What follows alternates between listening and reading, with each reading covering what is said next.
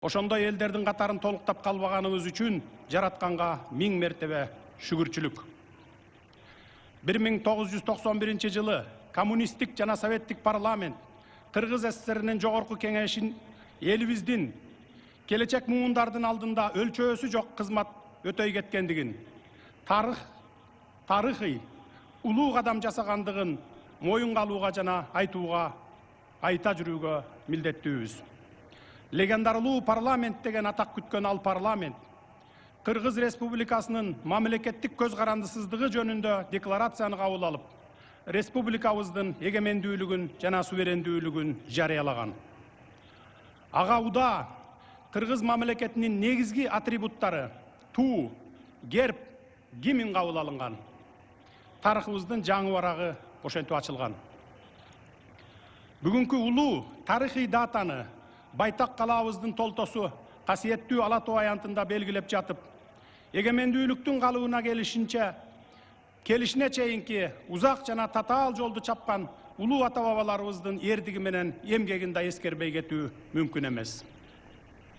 Элибиздин байыртадан калыптанган, жалпылаштырып айтып, идеологиялык доктринага айланган түшүнүгүндө айкөл Манас атабыз чачылганды жыйып, үзүлгөндү улап олтуруп, түгөнгөн сайын түтөгөн кыргыз элинин башын кошуп журт түзгөн экен.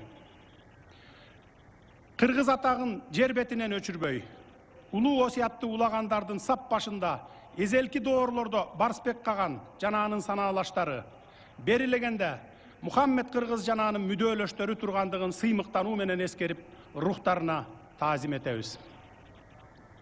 Курманбек, Ер Табылды, Ер Солтоной сындуу бабаларыбыздын мууну, эл журттун эркиндиги үчүн башын сайып, Ала Тоону душмандарга бастырбай, эл четинде, жоо бетинде болуп келишкенин эч качан эсибизден чыгарбайбыз.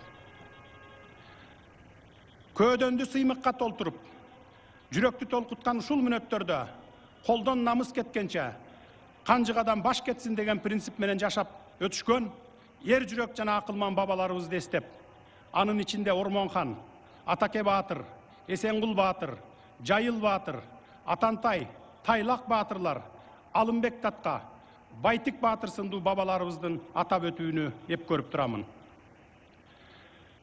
Бүгүнкү эгемендүүлүк кайсы бир даражада 20-кылымда мамлекеттүүлүктү түптөгөн Абдыкерим Сыдыков, Иманалы Айдарбеков, Абдыкадыр Орозбеков, Жусуп Абдрахманов сыяктуу аталарыбыздын көсөм саясатынын дагы үзүрү. Улут катары Торолуу жолубузда Исхак Разаковдун, Турдакын Усубалиевдин жана башкалардын кошкон салымы да зор. Кадырлуу калкым, бүгүнкү улуу тарыхый датаны белгилөө учурунда өткөнгө кылчая көз чаптырганыбызда, оболу суверендүүлүктү тандап алган Кыргызстан эгемендик мезгил ичинде эмнеге жетишти деген суроонун өзүнөн өзү берилери бышык. Так кесе айтайын. Көз каранды эместиктин жарыялагандан тартып, Кыргызстан эл аралык укуктун толук кандуу катышуучусу жана субъектиси болуп калды. Ошондон тартып, республикабыз өнүгүүнүн демократиялык өрнөгүн, идеяларын тандап алды. Албетте, 30 жыл ичинде өнүгүүнүн улуттук табиятка төп келген, оптималдуу моделин издөөнүн түйшүгүн тартып, биз ар кандай сыноолорго кабылдык. Олку-солку жагдайлар болду. Алардын баары республикада бир катар ички саясий кризистик окуяларга, анын ичинде трагедияларга алып келип, өлкөнүн өнүгүшүнө ар түрдүү деңгээлде таасирин тийгизди. Натыйжада эки президенттин өлкөдөн качып, бирөөсү камакта жатканы, бир нече премьер-министрлердин коррупцияга байланыштуу айыпталышы улуттук оор кайгылуу тажрыйба болду. Ушундай оор шарттарда Кыргызстан ириде коом ичиндеги терең пикир келишпестиктерди жеңе алды. Туруктуулукту, улуттар аралык ынтымакты, биримдикти жана толеранттуулукту камсыздоого жетишти. Ошондой эле жарандык коом активдүү, адилеттүүлүк, татыктуу жашоо үчүн, укугу үчүн күрөшкөн өлкө жана эркиндикти сүйгөн эл деген имиджди, беделди сактап калды. Биз бул мүдөөлөрдөн тайбайбыз. Кыргызстан быйыл жаңы редакциядагы конституцияны кабыл алуу менен элдин колдоосунун негизинде президенттик башкаруу формасына кайтып келди. Президенттик башкарууну парламенттик башкарууга каршы коюп жүргөн күчтөр бар. Баса белгилеп айта кетейин. Жаңы конституция улуттук мамлекетти чыңдоо, коомдогу башаламандыкка чек коюу сыяктуу милдеттерди жүзөгө ашырууга өбөлгө болуп, ошол эле маалда демократиялык багытты улантууга шарт түзөт. Башкача айтканда, демократиялык баалуулуктарды көздөөдөн тайбайбыз. Урматтуу мекендештер, баарыбыздын мүдөөбүз, көксөгөн тилегибиз Кыргызстанды туруктуу, өнүккөн, көп улуттуу калкы ынтымакта жашаган, ар бир жараны өзүн бактылуу жана корголуу сезген өлкөгө айлантуу. Ошондуктан жакынкы 5 жыл аралыгындагы мамлекеттик саясий жаңыланган, өнүккөн Кыргызстанды курууга, жарандардын өлкөгө ишенимин, ичара биримдигин арттырууга, элдин жаратмандык активдүүлүгүн жогорулатууга, ошондой эле жарандардын жашоо шартынын сапатын жакшыртууга, укуктарынын корголушун камсыздоого багытталат. Андыктан өлкөнүн келечегин аныктай турган перспективдүү жана эркин бизнес чөйрөнү калыптандырууга багытталган долбоорлор жана программалар ишке ашырылат. Биз азыркы реалдуулук менен эсептешүүгө мажбурбуз. 2020 жылы пандемияга байланыштуу Кыргызстандын экономикалык өсүү темпи 8,6%га төмөндөдү. Азыркы учурда пандемия уланып жатат. Бирок ага карабастан 2021 жылдын 7 айынын жыйынтыгы боюнча экономикалык активдүүлүк акырындап калууна келүүдө жана кээ бир тармактарда өсүш болууда. Мен президент болуп келгенде бюджет бош, резервде бир да тыйын жок болгон. Бүгүнкү күнгө чейин бардык мамлекеттер менен чек ара жабык, соода сатык жокко эсе. Албетте мындай учурда салык менен бажы төлөмдөрүнүн түшүшү төмөндөйт. Пандемия менен дагы да болсо күрөш уланууда. Ошондой болсо да, экономикалык оор кыйынчылыктардын шартында биз акыбалды турукташтыра алдык.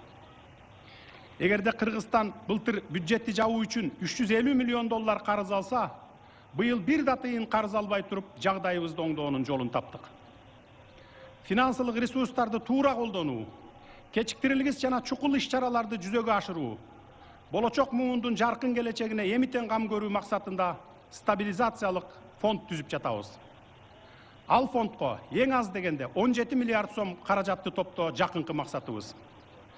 Пандемиянын кесепеттерин жеңилдетүү үчүн чакан жана орто бизнестерге финансылык көмөк көрсөтүүнүн пландарын иштеп чыгып, жардам бере баштадык. Чакан жана орто ишканаларга үстөгү жок финансылык көмөк көрсөтүү үчүн 6 миллиард сом бөлүштүрүлөт. Андан сырткары, чакан жана орто бизнестерге коммерциялык банктардын кредит беришине шарт түзүү үчүн 24 миллион долларлык гарантиялык фонд түзүлөт. Мындан тышкары, көмүскө экономикадан чыгуу максатында кичи жана орто бизнеске мамлекеттик социалдык камсыздандыруу боюнча камсыздандыруу төгүмдөрүнүн тарифтери төмөндөйт. Бул эмнени билдирет? Маселен, 15 жумушчу орнун түзгөн ишкерлердин камсыздандыруу төгүмү 17%дан 4%га төмөндөтүлөт. Азыркы учурда тиешелүү жарлыктар жана министрлер кабинетинин чечимдери даярдалып жатат. Салык жаатында чоң өзгөрүүлөр ишке ашырылат. Кыргызстан ак иштеп, салыгыңды төлөп койсоң, бейкапар, тынч жашооңо эч ким кийлигишпеген өлкөгө айланууга тийиш. Өнүккөн өлкөлөрдө эзелтен бери ушундай принцип уланып келет. Биздин алардан эмнебизге? Ошол себептен жаңы жылдан тартып салыктын азыркы түрлөрүн төлөө менен катар салыкты бир эле жолу, бир эле түрүн төлөөгө мүмкүнчүлүк берилет. Мурдагы учурдагы салык жана бажы тармагындагы жат көрүнүштөрдү жоюу, тоо-кен тармагын улуттук кызыкчылыктарга жараша иштетүү аркылуу быйылкы жылдын 7 айында эле 12 миллиард сом кошумча резерв табууга жетиштик. Натыйжада бюджетибизден коронавируска каршы дары-дармек жана вакцина сатып алуу менен бирге пенсияларды жана пособияларды жогорулатуунун камын көрүп жатабыз. Урматтуу мекендештер, өлкө башчысы жана аткаруу бийлигинин жетекчиси катары Кыргызстандагы ар бир жарандын жашоо шарты үчүн өзүмдү жоопкер, алардын алдында өтө милдеттүү сеземин.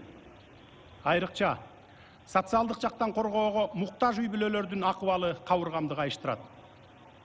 Азык түлүк баалары пандемиянын кесепетинен дүйнө жүзү боюнча көкөлөгөн азыркы заманда мен социалдык жактан коргоого муктаждардын көргөн күнүн, көйгөйүн күн түн дебей эсимден чыгарбай, көңүлүмдө түйүп келем. Аларды багып алуу менин милдетим. Кыргыз эч качан жетим жесирин кортутчу эмес. Орточо эсеп менен 200 миңдей үй бүлө жакырчылыкта күн кечирүүдө. Мен алар үчүн жоопкермин. Ошондуктан эң алды менен ошолордун жашоо шартын жеңилдетүүнүн жолдорун таптык. Маселен, 2009 жылдан бери мүмкүнчүлүгү чектелген балдарга жөлөк пулдун көлөмү 4000 сомдон көтөрүлө элек экен. Октябрдан баштап 6000 сомго, жаңы жылдан баштап 8000 сомго көтөрүлөт.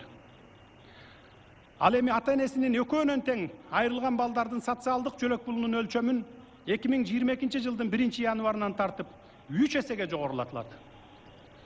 Кыскартып айтканда, социалдык колдоого муктаж жарандарыбыздын айрым категорияларына социалдык колдоо көрсөтүлүп, социалдык жөлөк пулдарынын өлчөмү 2021 жылдын 1 октябрынан баштап 50%, 2022 жылдын 1 январынан баштап 100%га жогорулайт.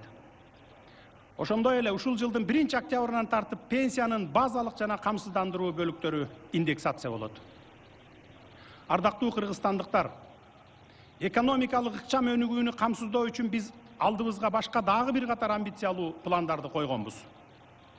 Кыргызстан энергетикалык потенциалын колдонуу үчүн ири жана кичи ГЭСтерди куруу долбоорлорун жүзөгө ашыруунун үстүндө активдүү иш жүрүп жатат. Кыргызстан географиялык жактан жол туңгуюгунда деген ырастоо жаңылыш. Андыктан биздин патриот адистерибиз өлкөнүн транзиттик потенциалын жогорулатуу жаатында жан үрөп иштеп жатышат. Өлкөбүздүн шартын эске алып, Манас, Тамчы, Ош, Баткен эл аралык аэропортторунун потенциалдарын арттыруу максатында мультимодалдык жүк ташуучу авиахабтарды түзүү, индустриалдык соода логистикалык комплекстерди куруу негизги пландарыбыздын тизмесинде. Ири объектилерди мамлекеттик жеке өндүрүштүк инструменттери аркылуу колдонууга берүү, тез арада инвестициялык фонддорду түзүү жана ишке киргизүү экономикалык жактан оңолуунун өбөлгөсү болот деген ишенимдебиз. Азыркы учурда тиешелүү жарлыктар жана министрлер кабинетинин чечимдери даярдалууда. Региондордогу кырдаалдын өзгөрүшүнө байланыштуу тез арада чек ара аймактарыбызды бекемдеп, көзөмөлдөө ишин активдештирүүнүн зарылдыгы күн тартибинде турат. Кыргыз баласы абалтадан жоокер келет. Ата бабадан калган өнөрдү унутпай, аны аздектеп, өөрчүтүү керек. Андыктан кыргыз армиясынын курал жарагын жана аскердик техникасын тез арада толуктап, аскердик күчтөрүбүздүн күжөрмөндүүлүгүн жогорулатуу учурдун негизги максаты деп эсептейм. Биз коңшулар менен болгон ынтымак мамилени аздектейбиз. Стратегиялык өнөктөштөрүбүз, союздаштарыбыз жана дос мамиледеги өлкөлөр менен кызматташтыкты мындан ары да ар тараптан өнүктүрүүгө кызыктарбыз. Өлкөнү өнүктүрүүнүн артыкчылыктуу багыттарынын бири бизнес жана инвестициялар үчүн жагымдуу чөйрөнү түзүү экендигин баса белгилегим келет. Бул багытта кардиналдуу экономикалык реформаларды, анын ичинде фискалдык, транспорттук жана логистикалык, ошондой эле тышкы соода саясатын өнүктүрүү боюнча реформаларды ишке ашыруу башталды. Ошол эле учурда санариптик мейкиндикти түзүү өнүгүүнүн маанилүү компоненти болуп эсептелет. Санариптик мейкиндик өз кезегинде туруктуу өнүгүүнүн максаттарына жетүүгө мүмкүнчүлүк түзөт. Биз мамлекеттик системада жана экономикада структуралык чоң реформаларды жүзөгө ашырууга кириштик. Социалдык коргоо деңгээлин, билим берүү жана квалификациялуу кесипкөй кадрларды даярдоо, сапатын көтөрүү милдети менен алып урушуп жатабыз. Урматтуу мекендештерим, кадырлуу калкым, мен сиздерге ишенимдүү түрдө баса белгилеп айта кетейин. Кыргызстаныбыздын ар бир жаранын сапаттуу билим алууга, татыктуу жашоого алдыдагы 5 жылдыкта сөзсүз жеткиребиз. Бүгүнкү улуу тарыхый күнүңөр менен дагы бир жолу куттуктаймын. Жергебизде ар дайым Манас урааны жаңырып турсун.